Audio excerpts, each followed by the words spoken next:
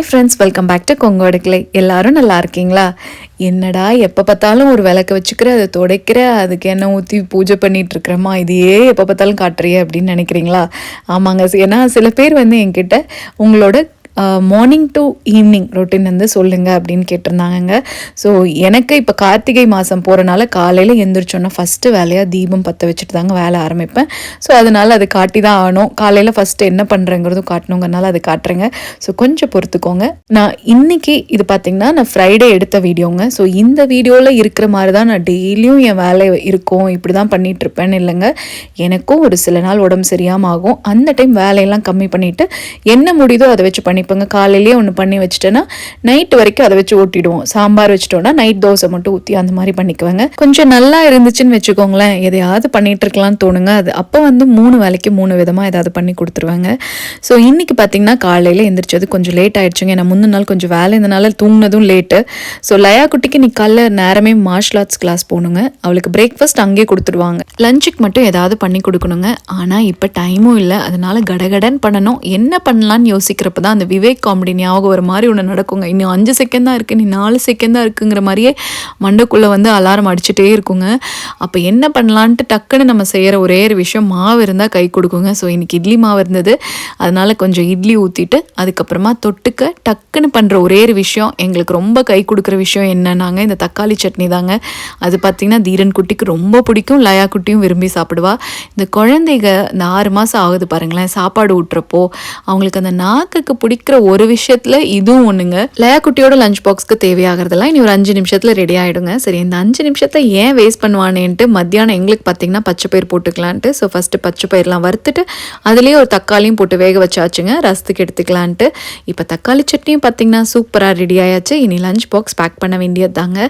இட்லியுமே நல்லா வெந்துருச்சுங்க. So idli plate நம்ம வந்து எடுத்து வச்சுட்டு ஒரு 2 நிமிஷமாவது விட்டுட்டு தான் ஸ்பூன் வச்சு எடுக்கணுங்க, இல்லாட்டி உங்களுக்கு பிஞ்சு வரும். ஸோ அதுக்குள்ளே வந்து சட்னி அதெல்லாம் வச்சுட்டு கொஞ்சமாக ஸ்பூனை தண்ணியில் நனைச்சி இப்போ இட்லி எடுத்தோன்னா சூப்பராக அப்படியே பிஞ்சு போகாமல் வருங்க. இப்போ இன்றைக்கி 3 இட்லி வச்சு கொடுத்தேங்க அவளுக்கு. அது கூடயே வந்து நான் ஒரு மொஃபினும் வச்சுட்டேன். சரி, கொஞ்சம் வந்து ஃபில்லிங்காக இருக்கட்டும் தாங்க. இந்த வீக் பிளானில் வந்துட்டு நான் மொஃபின் ஃபஸ்ட்டே பண்ணி வச்சனால அது இந்த வீக் ஃபுல்லாக யூஸ் பண்ணுற மாதிரி தான். இதுதான் கடைசி தீர்ந்து போயாச்சு. ஏன்னா அவ்வளோ நல்லா இருந்ததுன்ட்டு அவங்க விரும்பி சாப்பிட்டாங்க. இந்த ரெசிபி நான் கண்டிப்பாக வந்து அப்லோட் பண்ணுறேங்க, நிறைய பேர் கேட்டிருந்தீங்க. அதுக்கப்புறமா கொஞ்சம் டேட்ஸும் கொடுத்து விட்டுட்டேங்க. அவ்வளோதான், பேக் பண்ணி லயாவும் கிளப்பி விட்டாச்சுங்க. கடகடன் முடிச்சிட்டேன் டைமுக்கு. அடுத்தது தீரன் குட்டி தான் ரெடி பண்ணுங்க. இன்றைக்கி அவருக்கு ஒர்க் ஃப்ரம் ஹோம்ங்கிறனால ரெடி பண்ணுறதெல்லாம் அவர் பார்த்துக்குவாருங்க. சரி, இன்னைக்கு காலையிலேயே அரிசியிலேருந்து எல்லாமே வச்சாச்சுங்க. எப்போவுமே மதியம் தான் சாப்பாடு வச்சுக்குவேன், இன்னைக்கு காலையிலேயே வச்சாச்சு. எனக்கு கொஞ்சம் கடைக்கு போகிற வேலையெல்லாம் இருக்குதுங்க. ஏன்னா தீரன் குட்டி வந்தோன்னே பசிக்குதுன்னு சாப்பிடுவார். அரிசியும் ஊற வச்சுட்டு அதுக்கப்புறம் கொஞ்சமாக ரசத்துக்கு புளியெல்லாம் ஊற வச்சுட்டு இப்போ ரசத்துக்கு போட்டிருந்த தக்காளி பார்த்திங்கன்னா சூப்பராக வெந்துருச்சு. அதையும் வந்து தனியாக எடுத்து வச்சுட்டு சரி இது சூடு ஆறுனா தாங்க நல்லா கை வச்சு மசிக்க முடியும், அதனால ஒரு ஓரமாக வச்சாச்சுங்க. அடுத்தது காலிஃப்ளவர் இருந்தது, அதை வச்சு பொரியல் பண்ணலாம் தான். அதை எடுத்து வந்து அந்த லீஃப் எல்லாம் வந்து கட் பண்ணிட்டு இருந்தேங்க. அதுக்குள்ளே இந்த பக்கம் ஒரு சம்பவம் நடந்தது. என்னென்னா ஸ்கூலுக்கு வந்து குட்டி பையன் வந்து ரெடி ஆயாச்சுங்க. அவர் ரெடி ஆனோன்னு பார்த்தீங்கன்னா அங்கே போகிறதுக்குள்ளே செம்ம வால் பண்ணுவார். இன்றைக்கி அவங்க அப்பா கூட ஒரே ஆட்டம் தான். சரி, நம்ம இதை மிஸ் பண்ணக்கூடாதுன்ட்டு தான் வீடியோ உடனே வந்து அந்த காலிஃப்ளவர்லாம் வச்சுட்டு எடுத்துகிட்டு இருந்தேங்க. அதுக்கப்புறமா இவருக்கு மினியன் ரொம்ப பிடிக்கும், அதனால வந்து எனக்கு குல்லா பண்ணி கொடுங்கம்மா மினியன் ஹேட் அப்படின்னு கேட்டிருந்தாரு. அதுக்காக தான் இந்த யான் வந்து நான் ஆர்டர் போட்டு வாங்கி வச்சுருந்தேங்க. அது இப்போ என்னவா யூஸ் ஆகிட்டு இருக்குன்னு பாருங்களேன். அவங்களுக்கு வந்து விளையாடுறதுக்கு அது இப்போ வந்து யூஸ் ஆகுது.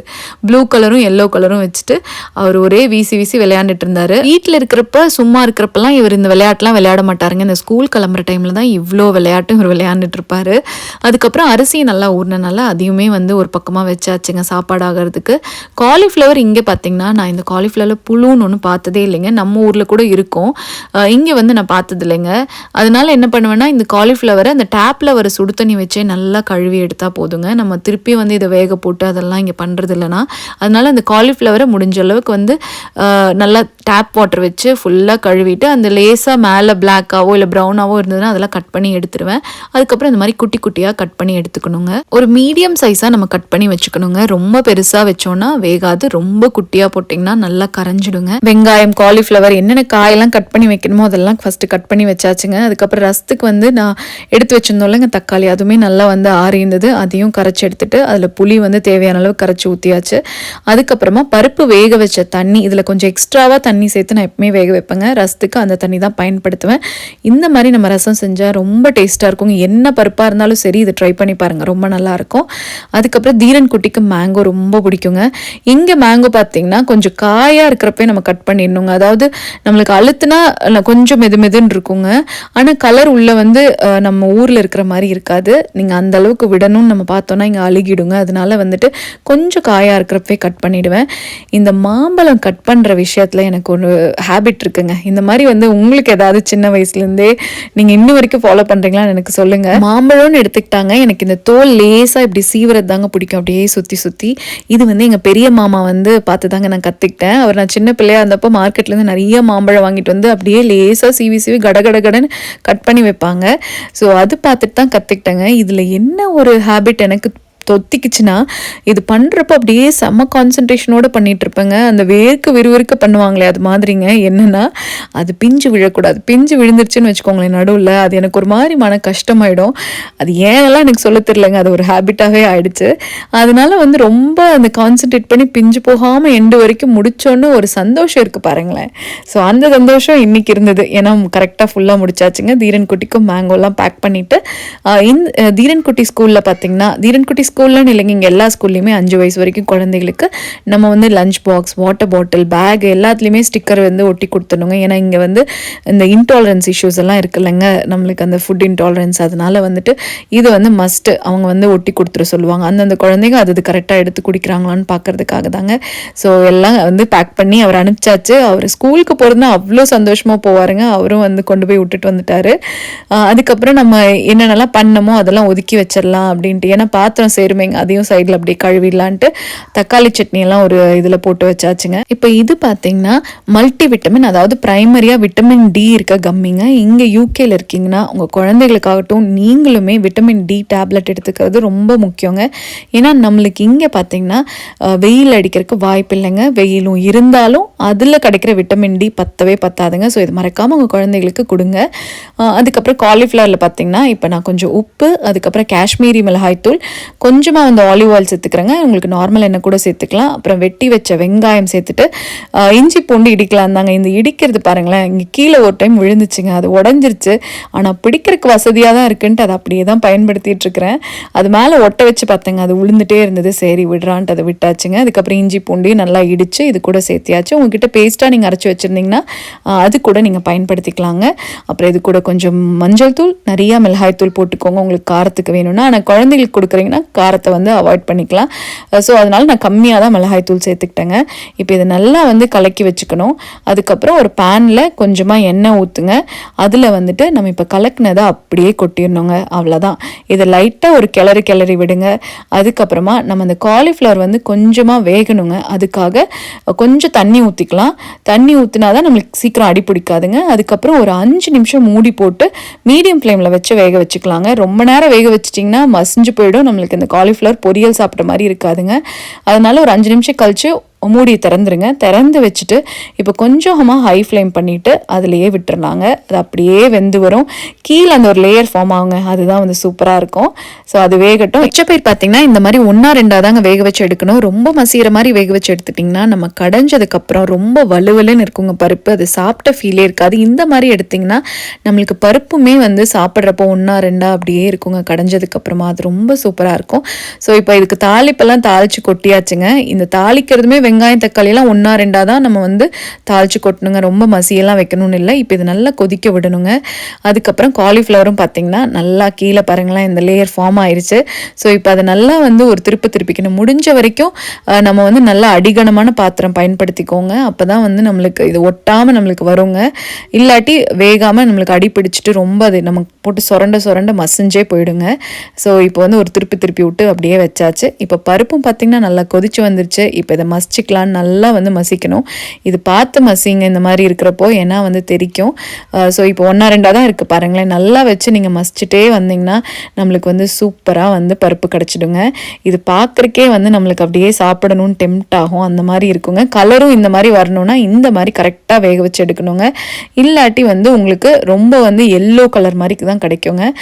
ஸோ பருப்பும் இப்போ வந்து ரெடி ஆயிடுச்சு. இந்த பருப்பில் ஒரு 1.5 கரண்டி அளவு வந்து நம்ம ரசத்து கூட சேர்த்துக்கிட்டிங்கன்னா கொஞ்சம் ரசம் திக்காகவும் கிடைக்கும். இன்னுமே வந்து அந்த பருப்பு வந்து ஃப்ளேவர் வந்து நல்லா இறங்கி சூப்பராக இருக்குங்க. ஸோ இப்போ ரசத்துலேயும் அதை எடுத்து போட்டாச்சு. இனி ரசத்தை வந்து நம்ம கொதிக்க வச்சு இறக்குனா மட்டுமே போதுங்க. ரசமும் வந்து ரெடி ஆகிடும். காலிஃப்ளவர் பொரியலும் பார்த்திங்கன்னா சூப்பராக வந்துட்டு ரெடி ஆகிடுச்சுங்க. இன்னும் வந்து நீங்கள் நிறையா மிளகாய் தூள்லாம் சேர்த்துனிங்கன்னா கலர் வந்து சூப்பராக கிடைக்குங்க. நான் காரம் குட்டீஸ்க்கு சேராதுங்கிறதுனால கம்மியாக சேர்த்துருக்கேன். இப்போ இதையுமே வந்து ஒரு டப்பாவில் வந்து மாற்றி வச்சுட்டு அதையுமே வந்து கழுவுறதுக்கு வச்சாச்சுங்க. சரி, எல்லாத்தையும் வந்து நீட் பண்ணி வச்சுட்டு கிளம்பிட்டோன்னா நம்மளுக்கு வசதியாக இருக்கும்ட்டு தான். சாப்பாட்டுக்கு வச்சதுமே விசில்லாம் நல்லா அடங்கிடுச்சுங்க. அதனால அதையுமே ஒரு ஹாட் பாக்ஸில் மாற்றி வச்சிட்டோன்னா அந்த குக்கரையும் கழுவி வச்சுட்டே போயிடலானுங்க. ஏன்னா இந்த குக்கரை மட்டும் இந்த சிங்க்குள்ளே வச்சோன்னா அது மேலே ஒரு 2 பிளேட் சாப்பிட்டுட்டு நம்ம வச்சோன்னு வச்சுக்கோங்களேன், அப்படியே அந்த பைப் வரைக்கும் வந்து நின்றுங்க. அதில் வந்துட்டு நம்ம ஐயோ இவ்வளோ கழுவணுமான்னு யோசிக்கிற அளவுக்கு ஆகிடுங்க. அதனால முதல் வேலையே அந்த குக்கர், இந்த இட்லி பாத்திரம் அதெல்லாம் இருந்தால் கழுவி வச்சிடணுங்க. எல்லாத்தையுமே ஓர்சலும் பண்ணி வச்சாச்சு. அதுக்கப்புறம் பாத்திரங்களையும் கழுவி வச்சாச்சுங்க. பாருங்கள், சிங்க்கு காலியாக இருக்குல்லங்க. ஸோ இன்னி வந்து கிளம்ப வேண்டியதான். இங்கே கடைக்கு தாங்க மோரிசன் தான் போகணும். ஸோ கொஞ்சம் திங்ஸ் எல்லாம் வாங்கணும், காய்கள் அதெல்லாம் வாங்கணுங்க. அதுக்கு தான் வந்து கிளம்பியாச்சுங்க.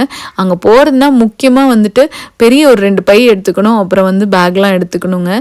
நம்ம வந்துட்டு முதல் நாங்கள் இருந்த வீடு பார்த்திங்கன்னா அந்த மோரிசனுக்கு ஆப்போசிட்டேங்க. ஸோ அதனால் தக்காளி தீந்தா கூட டக்குன்னு போய் ஓடி போய் வாங்கிட்டு வந்துடுவோம். காலையில் சமைக்கிறதுக்கு கூட வந்து அப்படிலாம் போயிருக்கோங்க.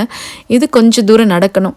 அதனால வந்துட்டு கொஞ்சம் நிறையா வாங்கிட்டு வந்து வச்சுட்டோன்னா கொஞ்சம் யூஸ்ஃபுல்லாக இருக்கும்ட்டு தான். இங்கே திடீர்னு டெம்பரேச்சர் பார்த்திங்கன்னா மைனஸ் எல்லாம் போக வாய்ப்பு இருக்குதுங்க. அதனால வந்து எப்போவுமே வெளியே இந்த வின்டர் டைம்லலாம் போனால் கோட்டு, குல்லா, க்ளவுஸு அதெல்லாம் எடுத்துகிட்டு போகிறது நல்லதுங்க. நம்ம வேண்டாட்டி கூட கல்லட்டி வந்து பேக்குள்ளே வச்சுக்கலாம். ஆனால் இது வெளியே போகிறப்ப கண்டிப்பாக போட்டுட்டு போய்க்கணும். ஏன்னா ரொம்ப விரைக்கிற அளவுக்கு இங்கே வந்து குளிர் இருக்குங்க. இன்றைக்கி எங்க கூட வரது யாருன்னு பார்த்தீங்கன்னா தீரன் குட்டி இல்லாமல் தீரனோட பிராம் தாங்க. இதுக்குன்னா திங்ஸ் எல்லாம் நிறைய வாங்கிட்டு வரணுங்க. இதில் அப்படியே கீழே அப்புறம் அப்படியே அந்த மேலே ஹூக்கில் எல்லாம் லோட் பண்ணிக்கிட்டோன்னா தள்ளிட்டு வரதுக்கு வசதியாக இருக்கும். அதனால தாங்க. இங்கே வெளியே பாருங்களேன், இவ்வளோ வெயில் அடிக்குது இல்லைங்க. ஆனால் இத்தினூண்டு கூட நம்மளுக்கு உரைக்காது வெயில். அவ்வளோ எனக்கு குளிராக இருந்ததுங்க. நம்ம கையெல்லாமே வரைக்கிற மாதிரி இருந்தது. இந்த பிராம் தள்ளுறப்ப எனக்கு அப்படியே அந்த கையெல்லாம் வலிக்கும். நம்ம பிடிச்சிட்டு இருக்கிற மாதிரியே ஃபீல் இருக்காது, அந்த மாதிரி ஆகிடுங்க கொஞ்சம் நேரம் கழிச்சு.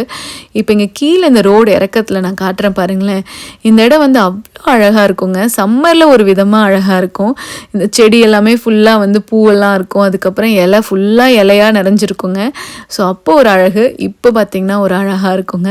ஸோ அதுதான் உங்களுக்கும் காட்டலான்ட்டு வீடியோ எடுத்தேன். அப்படியே மோரிசனுக்கும் வந்து சேர்ந்தாச்சுங்க. மோரிசனுக்குள்ளே என்ட்ரானா முதல்ல நான் போகிற இடம் பார்த்திங்கன்னா இந்த செடியெல்லாம் இருக்குல்லங்க, அந்த இடம் தாங்க.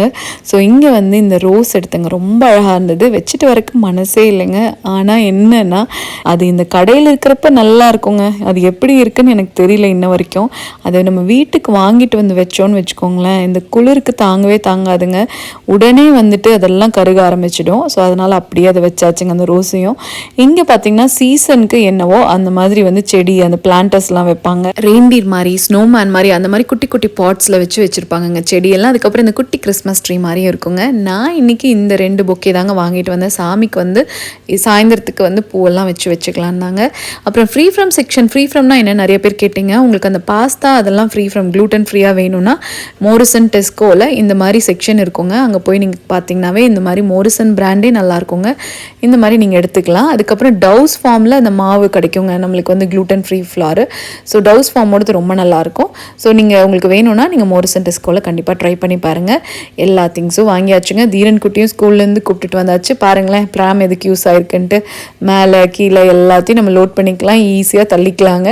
ஸோ தீரன் குட்டி பாருங்கள், அவர் முன்னாடி ஓடிட்டுருக்கிறாரு. பிராம் எல்லாம் அவருக்கு இப்போ யூஸே இல்லைங்க. இதுக்கு தான் எங்களுக்கு யூஸ், லோடிங் அண்ட் அன்லோடிங்க்கு தான். அதுக்கப்புறம் வீட்டுக்கு வந்துட்டு லஞ்ச் எல்லாம் முடிச்சாச்சுங்க. அதுக்கப்புறம் இந்த வின்டர் ஆரம்பிச்சிச்சுன்னு வச்சுக்கோங்களேன், அப்போ தான் நம்மளுக்கு நம்ம வாங்கி வச்ச அந்த யானு அதெல்லாம் ஞாபகம் வரும். இது பார்த்திங்கன்னா நான் ஒரு நாள் முன்னாடியே ஆரம்பிச்சாச்சுங்க. ஆனால் நம்மளுக்கு டைமே கிடைக்காதுங்க. கிடைக்கிற டைமில் கொஞ்சம் கொஞ்சமாக பண்ணிகிட்ருக்கிறேன். இது ஒரே அடியாக நமக்கு 2 மணி நேரம் டைம் கிடச்சிதுன்னு வச்சுக்கோங்களேன், டக்குன்னு முடிக்கலாம். ஆனால் அப்படி கிடைக்க வாய்ப்பே இல்லைங்க. ஸோ இது வந்து அவ்வளோ பண்ணுறதுக்கும் இன்ட்ரெஸ்ட்டாக இருக்குங்க. இது நான் ஸ்கார்ஃப் தாங்க இன்றைக்கி பண்ணிகிட்ருக்கேன். இது பண்ணி முடிச்சுட்டு கண்டிப்பாக நான் உங்களுக்கு ஒரு வீடியோ அப்லோட் பண்ணுறேங்க. அதுக்கப்புறம் நான் இன்றைக்கி உருளைக்கிழங்கு தாங்க வாங்கிட்டு வந்தேன். இப்போ அது முடிச்சுட்டு கொஞ்ச நேரம் ரெஸ்ட் கிடச்சிது. அதுக்கப்புறம் பார்த்திங்கன்னா நம்மளுக்கு ஈவினிங் ஆகிடுச்சு, ஸ்நாக் டைம் ஆயாச்சு. ஸோ அதனால் மீடியம் சைஸில் ஒரு 4 உருளைக்கிழங்கு எடுத்துக்கிட்டாங்க. இது வந்து நல்லா நம்ம இப்போ கழுவி அந்த ப்ரௌன் கலராக இல்லைன்னு வச்சுக்கோங்களேன், தோலோடையே பயன்படுத்தலாங்க. இன்றைக்கி நான் பொட்டேட்டோ வெஜ்ஜஸ் தாங்க பண்ண போகிறேன். ஆனால் இன்றைக்கி நான் பேக் பண்ண போகிறேங்க. ஃப்ரை பண்ணி பண்ண போகிறதில்ல, டீப் ஃப்ரை எல்லாம் இல்லைங்க. ஸோ இந்த வெஜ்ஜஸ்க்கு பார்த்திங்கன்னா தோலெல்லாம் சீவினதுக்கப்புறமா நீங்கள் தோல் வந்து நல்லா வெள்ளையாக கிடச்சா தோலோட பயன்படுத்துங்க, அது நல்லா டேஸ்ட்டாக இருக்குங்க. அதுக்கப்புறம் பொட்டேட்டோ பார்த்திங்கன்னா இப்படி பாதியாக கட் பண்ணிக்கோங்க. அப்புறம் அதில் பாதி கட் பண்ணிவிட்டு இப்போ அந்த இந்த சென்டர் இருக்குது பாருங்களேன், இதை நீங்கள் இப்படி கட் பண்ணணுங்க. கட் பண்ணிங்கன்னு வச்சுக்கோங்களேன், உங்களுக்கு அது வந்து அழகாக நம்மளுக்கு அந்த வெஜ்ஜஸோட ஷேப்லேயே கிடைக்குங்க. இப்போ எல்லா உருளைக்கிழங்குலையுமே அப்படி கட் பண்ணி எடுத்துக்கலாங்க. இது பாருங்களேன் எவ்வளோ அழகாக நம்மளுக்கு ஷேப் கிடச்சிருக்குல்லங்க. இப்போ நீங்கள் உருளைக்கிழங்கு பாதியாக கட் பண்ணி அதில் இன்னொரு பாதி கட் பண்ணுறீங்க பாருங்கள். அந்த ஒரு சைடு வந்து உங்களுக்கு ரொம்ப பெருசாக இருக்குன்னா அதை நீங்கள் 3 பீஸாக கூட கட் பண்ணி எடுத்துக்கலாங்க. இப்போ இந்த கட் பண்ணது எல்லாத்தையுமே ஒரு பவுலில் போட்டுட்டுங்க, அது கூட இப்போ என்னென்ன கலக்கலான்னு பார்க்கலாங்க. இது கூட கொஞ்சமாக ஆலிவ் ஆயில் சேர்த்துக்கலாம், தேவையான அளவு உப்பு சேர்த்துக்கலாங்க. இப்போ பேக்கிங்க்கும் ஃப்ரையிங்க்கும் ஒரு வித்தியாசம் இருக்குது, அது நான் சொல்கிறேங்க. இப்போ நீங்கள் பேக்கிங் பண்ணுறீங்கன்னா எல்லாத்தையும் மேரினேட் பண்ணி அதுக்கப்புறமா வந்துட்டு நம்ம பேக்கிங் ட்ரேயில் வச்சு அவனில் வைக்கணுங்க. அதே வந்து டீப் ஃப்ரை பண்ணிங்கன்னு வச்சுக்கோங்களேன், ஜஸ்ட்டு வந்து டீப் ஃப்ரை எல்லாத்தையும் பண்ணி அதை எடுத்துட்டு அதுக்கப்புறமா அதில் வந்து உப்பு மிளகாய் தூள்லாம் போட்டு நம்ம ஜஸ்ட்டு ஒரு டாஸ் பண்ணால் போதுங்க. இப்போ இதில் பார்த்திங்கன்னா நான் என்னென்ன சேர்த்துறேன்னா, நான் வந்து பூண்டு பொடி, அதுக்கப்புறமா ஹர்ப்ஸ் சேர்த்துக்கிறேங்க, அதுக்கப்புறமா பெப்பரும் கொஞ்சம் சேர்த்துக்கிட்டேன். இப்போது இது எல்லாத்தையுமே நல்லா வந்து எல்லா உருளைக்கிழங்குலையும் பிடிக்கிற மாதிரி கலக்கி வச்சுக்கணுங்க. இப்போ இந்த பேக்கிங் ட்ரேயில் நம்ம இதை அடுக்கிறப்போ தோல் பகுதி இருக்குல்லங்க, தோல் இருக்க பகுதி வந்து கீழே இருக்கிற மாதிரி நம்ம அப்படியே வைக்கணுங்க. இது எல்லாத்தையும் அடுக்கி வச்சுக்கலாம். பேக்கிங்கில் நம்ம முக்கியமாக பார்க்க வேண்டிய ஒரு விஷயம் என்னென்னாங்க, நம்ம இப்போ இந்த உருளைக்கிழங்கு பேக் பண்ணுறோம்லங்க, இந்த போடுற மசாலாலாம் நல்லா அதில் பிடிச்சிக்கோங்க. இப்போ காரம் நீங்கள் போட்டிங்கன்னா ரொம்ப காரமாக தெரியும், அதனால் குழந்தைகளுக்கெல்லாம் நம்ம கொடுக்குறப்ப பார்த்து தான் கொடுக்கணும். அதனால தான் வெறும் பெப்பர் மட்டும் நான் சேர்த்துக்கிட்டேங்க தீரனுக்காக. ஏன்னா இதுக்கு முன்னாடி பண்ணது பார்த்திங்கன்னா நான் மிளகாய் தூள் நிறையா அவர் சாப்பிடாமே விட்டுட்டாரு, அதனால கரெக்டாக இந்த தடவை பெப்பர் மட்டும் சேர்த்துக்கிட்டேன். இது மட்டும் பார்த்து நீங்கள் பண்ணுங்கள். நீங்கள் காரசாரமாக சாப்பிட்றீங்கன்னா ரொம்ப நல்லதுங்க, இது ரொம்பவே உங்களுக்கு பிடிக்கும். இந்த மாதிரி நல்லா மிளகாய் தூள் சேர்த்து வச்சு பாருங்கள், பேக்கிங்கில் வந்து சூப்பராக கிடைக்கும். இந்த வெஜ்ஜஸ் பார்த்திங்கன்னா நம்மளுக்கு கொஞ்சம் சாஃப்டாக தாங்க இருக்கும், ரொம்ப கிறிஸ்பியாலாம் ஆகாது. அந்த மாதிரி ஆகணும்னா கிரில் மோடில் கடைசியில் ரொம்ப நேரம் வைக்கணும். இப்போ இதுக்கு வந்து நம்ம பேக்கிங் மோடில் 200 டிகிரி செல்சியஸில் ஒரு அரை மணி நேரம் வந்து வச்சிடலாங்க. அப்போ தான் நம்மளுக்கு நல்லா இந்த உருளைக்கிழங்குலாம் சாஃப்டாக வந்து வேகுங்க. ஸோ இது வந்து ஃபஸ்ட்டு வேகறதுக்கு வச்சாச்சு. இப்போ அந்த உருளைக்கிழங்குக்கு நம்ம மேரினேட் பண்ணோம்லங்க, அந்த பவுல்லையே நான் சப்பாத்தி மாவு பிணைஞ்சிக்கலான்ட்டு மாவு கொஞ்சம் போட்டுட்டு, இன்றைக்கி இது கூட பார்த்திங்கன்னா மசாலா சப்பாத்தி டைப்பில் தாங்க பண்ணலான்னு பிளான். ஸோ அதனால் கொஞ்சம் கசூரி மேத்தி போட்டுட்டு, மிளகாய் தூள், அதுக்கப்புறம் மஞ்சள் தூள், தேவையான அளவு உப்பு. இப்போ இது கூட உங்களுக்கு ஃப்ரெஷ்ஷாக வெந்தயக்கீரை கிடச்சதுன்னு வச்சுக்கோங்களேன், அது பொடி பொடியாக நறுக்கி நம்ம இது கூட சேர்த்து செஞ்சோன்னா ரொம்ப சாஃப்டாக சூப்பராக டேஸ்டியான ஒரு சப்பாத்தி கிடைக்குங்க. எனக்கு இன்றைக்கி வந்து வெந்தயக்கீரை கிடைக்கலங்க, அதனால வந்து நான் கசூரி மேத்தி தான் பயன்படுத்தி பண்ணேன். ஸோ இதுக்கு தண்ணி ஊற்றி நல்லா வந்து சாஃப்டாக பிணைஞ்சு அந்த வெஜ்ஜஸ் ஆகிற கேப்பில் வந்து அதையும் வந்து மூடி போட்டு வச்சாச்சுங்க. இப்போ இதெல்லாம் நம்ம ரெடி பண்ணிட்டோம். இது கூட இன்னும் காரசாரமாக நம்ம சப்பாத்திக்கு தொட்டுக்க செஞ்சால் நல்லா இருக்குமே அப்படின்னு சொல்லிட்டு சரி பன்னீர் இருந்ததுங்க, அது ஞாபகம் வந்தது. அதை வந்துட்டு நம்ம வந்து சும்மா வந்து லைட்டாக அந்த சாட்டை மட்டும் பண்ணுற மாதிரி எதாவது பண்ணிக்கலான்ட்டு வெங்காயம் மட்டும் கட் பண்ணி அதை ஒரு பவுலில் சேர்த்துக்கிட்டேங்க. இந்த பன்னீர் பார்த்திங்கன்னா நான் மோரிசனில் தாங்க வாங்கிட்டு வந்திருந்தேன். இது மோரிசன் பிராண்டோடது. அந்த பன்னீரே நல்லாயிருக்குங்க. மற்ற பிராண்ட்ஸ்லேயும் இருக்குது பன்னீர், இதுவுமே நல்லாயிருக்கும். நீங்கள் வாங்கி ட்ரை பண்ணி பாருங்கள். வீட்டில் பண்ணுறதுக்கு ஆக்சுவலாக பன்னீர் பண்ணுறதுக்கு டைம் நிஜமாகவே இல்லைங்க, அதனால வெளியே அங்கே வாங்கிக்கிறது கடையில் தான். ஸோ இப்போ உங்களுக்கு பன்னீரோட ஃப்ளேவர், அதாவது இந்த பன்னீர் டேஸ்ட் தான் ஹைலைட்டாக ரொம்ப தெரியணும்னா நீங்கள் பெரிய பெரிய பீஸாக கட் பண்ணி இதில் பயன்படுத்தலாம்.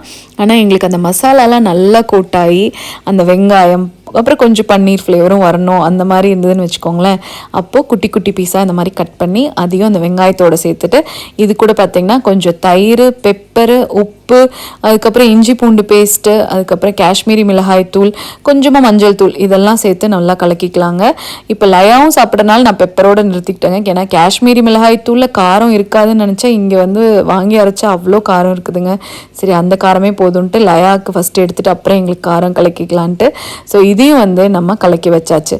அடுத்தது பார்த்திங்கன்னா வாங்கிட்டு வந்த பொக்கே எல்லாத்தையும் பூவெல்லாம் கட் பண்ணி எடுத்துக்கலாம், சாமி கும்பிடணுங்க இனி அடுத்தது, அதனால் பூவெல்லாம் கட் பண்ணி எடுத்துக்கலான்ட்டு எப்போவுமே அந்த குட்டி ஒரு விநாயகர் அந்த பவுல் மாதிரி ஒரு விநாயகர் இருக்காருங்க. ஸோ அவருக்குள்ளே அந்த வைக்கிறதுக்கு பொக்கே மாதிரி குட்டி சாமந்தி கிடைக்கும். இப்போ அதெல்லாம் வரதே இல்லைங்க, அதனால் இந்த சாமந்திலே பார்த்திங்கன்னா நான் வந்து அந்த வைக்கிற அளவுக்கு வந்து பெருசு பெருசாக கட் பண்ணி எடுத்து வச்சுக்கிட்டேன்.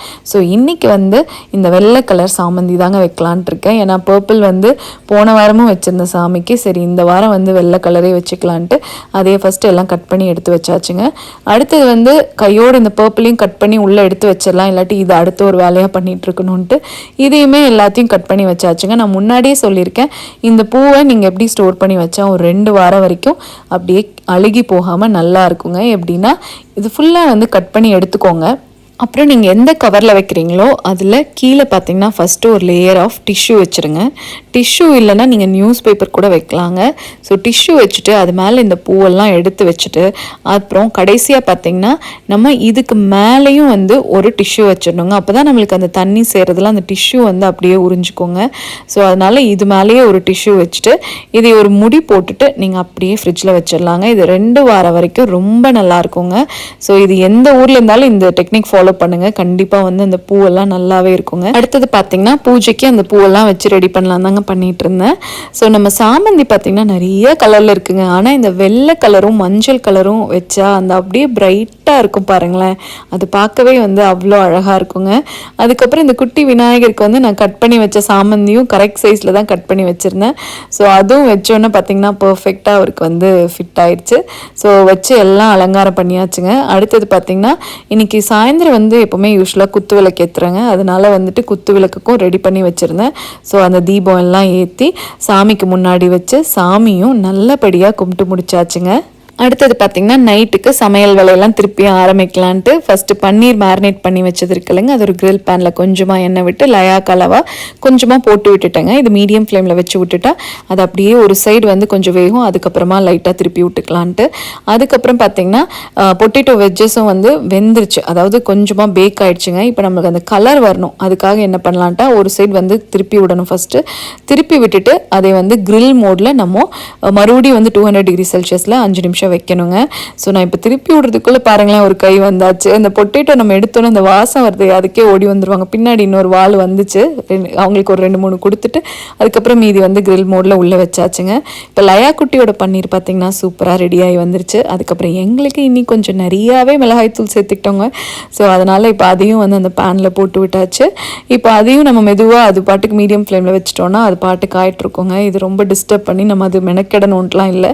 ஸோ ஒரு தடவை மட்டும் திருப்பி விட்டா போதுங்க. ஸோ எல்லாத்தையும் அது போட்டு நல்லா ஆனால் ஸ்ப்ரெட் பண்ணி விட்டுறணும். அப்போ தான் வந்து அந்த கலர் கிடைக்கும் உங்களுக்கு கீழே. இப்போ இந்த பொட்டேட்டோ வெஜ்ஜஸும் பார்த்தீங்கன்னா ரெடி ஆயிடுச்சுங்க. இது நம்ம என்ன பண்ணலாம்னா இன்னொரு சைடு மறுபடியும் திருப்பி இன்னொரு சைடு வந்து லைட்டாக கலர் வரலங்க, அதுக்கு வைக்கலாம். ஆனால் அந்தளவுக்கு இங்கே பொறுமை இல்லை, எல்லாத்துக்கும் பசிக்குதுன்ட்டாங்க, அந்த ஒரு வாசத்தை பிடிச்சிட்டாங்களே அதனால் வந்து உடனே எடுத்து அவங்களுக்கு போட்டு கொடுத்தாச்சுங்க. ஆனால் இது நல்லா வந்து சாஃப்டாக ரொம்ப நல்லா இருக்குங்க. இது கண்டிப்பாக நீங்கள் பேக் பண்ணி ட்ரை பண்ணி பாருங்கள். ஃப்ரை பண்ணுறதை விட ரொம்ப சூப்பராக இருக்குங்க. சாஸ் இல்லாமல் இதை அப்படியே சாப்பிட்லாம், இந்த மாதிரி நீங்கள் ஃப்ளேவர்லாம் சேர்த்துனீங்கன்னா. ஸோ குட்டீஸ்க்கு அதை போட்டு கொடுத்துட்டு அதுக்கப்புறம் சப்பாத்தி தேய்க்க ஆரம்பிச்சிடலாம். ஏன்னா வந்து பசிக்க ஆரம்பிச்சிடும், கடகடன்னு அப்படியே சைட் பை சைட் கொடுத்துடலான்ட்டுங்க. அதுக்குள்ளே நம்ம வயிறு கொஞ்சம் பசிக்குள்ளங்க, அதனால பக்கத்துலேயே பன்னீர் ஆகிட்டு இருந்தது, அதையும் எடுத்து கொஞ்சம் டேஸ்ட் பண்ணி பார்த்தேன், ரொம்ப நல்லா இருந்ததுங்க. சப்பாத்தியும் வந்து அப்படியே தேய்ச்சிட்டு இருந்தேன் சைட் பை சைடு. ஸோ அதையும் எடுத்து போட்டு கொஞ்சமாக வந்து 2 பக்கமும் எண்ணெய் விட்டு 2 பக்கமும் இது பண்ணி எடுத்தாச்சுங்க. இந்த சப்பாத்தி பார்த்திங்கன்னா நல்லா சாஃப்டாக வருங்க. ஏன்னா நம்ம வந்து நல்லா சாஃப்டாக பிணைஞ்சு ஒரு 1/2 மணி நேரம் பக்கம் நல்லா மூடி போட்டு அப்படியே வச்சுருந்தோம். அதனால் 2 பக்கமும் நீங்கள் வேக வச்சு எடுத்திங்கன்னா பாருங்களேன், சப்பாத்தி பார்க்கவே சூப்பராக இருக்குல்லங்க. ஸோ இப்போ அப்படியே சைடில் ஒரு பிளேட்லேயும் போட்டு கொடுத்தாச்சுங்க. ஸோ அவங்க 2 பேர்த்துக்கும் வந்து சாப்பிட்டு முடிச்சிட்டாங்க. இப்போ கடைசியாக வந்து எல்லாம் முடிச்சாச்சு, நான் சாப்பிட்லான்ட்டு எடுத்து வச்சுட்டு இருந்தேங்க. சரி அப்படியே உங்களுக்கும் காட்டிடலான்ட்டு காலையில் வச்சுருந்தோம் இல்லைங்க பச்சை பயிர் குழம்பு, அதுவும் இருந்தது. ஸோ அதையும் வந்து சூடு பண்ணிவிட்டு இந்த காம்பினேஷன் வந்து ரொம்ப சூப்பராக இருக்குங்க. ஸோ சப்பாத்திக்கு, தோசைக்கு, அப்புறம் இட்லிக்கு எல்லாமே பச்சை பயிர் ட்ரை பண்ணுங்கள், ரொம்ப சூப்பராக இருக்குங்க. ஸோ அதுவும் வச்சுட்டு இருக்கிற அந்த கீழே இருக்கிறதெல்லாம் சுரண்டி அந்த பன்னீரை போட்டாச்சு, அதுதான் இருக்கிறதுலே டேஸ்ட்டாக இருக்கும் ஆக்சுவலாக. ஸோ இப்போ பாருங்களேன், சப்பாத்தியும் வந்து ரொம்ப நல்லா சாஃப்டாக வந்துருந்ததுங்க. முதல்ல பார்த்தீங்கன்னா இந்த சப்பாத்தி கூட கொஞ்சமாக பன்னீர், நிறைய வெங்காயம் வச்சு எடுத்து சாப்பிட்டு பார்த்தேங்க, ரொம்பவே நல்லா இருந்தது. அடுத்தது நம்ம பச்சை பயிறு சொல்லவா வேணுங்க, அது கூட எப்படி இருக்கும்னு எல்லாத்துக்குமே தெரியும். வெஜ்ஜஸ்மே ரொம்ப நல்லா வந்திருந்ததுங்க. ஸோ எல்லாம் சாப்பிட்டு முடிச்சுட்டு எல்லாத்தையும் கழுவியும் கவுத்தியாச்சுங்க. ஸோ ஒரு நிம்மதியான தூக்கம் தாங்க அடுத்தது. அன்றைக்கி டே பார்த்திங்கன்னா எங்கள் எல்லாத்துக்குமே ரொம்ப நல்லபடியாகவே போச்சுங்க. தேங்க்ஸ் ஃபார் வாட்சிங்.